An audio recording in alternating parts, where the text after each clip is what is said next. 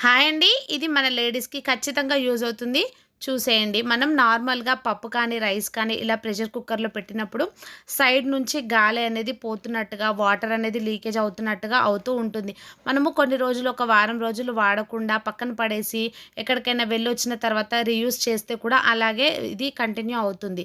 అలాంటప్పుడు ఈ రబ్బర్ ఉంటుంది కదండీ! దానికి మనము కుకింగ్ ఆయిల్‌ని అప్లై చేసుకొని వాడుకుంటే అది వాటర్ అనేది లీకేజ్ అవ్వకుండా, ఎయిర్ అనేది లీక్ అవ్వకుండా ఉంటుంది.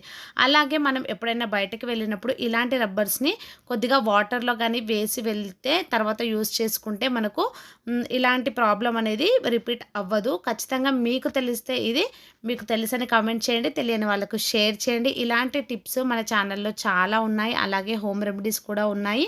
ఇప్పటివరకు ఎవరైనా చూడని వాళ్ళు ఉంటే ప్లీజ్ ఒక్కసారి చెక్ చేసి మన ఛానల్‌ని ఫాలో చేయండి. అలాగే మన యూట్యూబ్ ఛానల్‌ని కూడా సబ్స్క్రైబ్ చేసుకొని సపోర్ట్ చేయండి.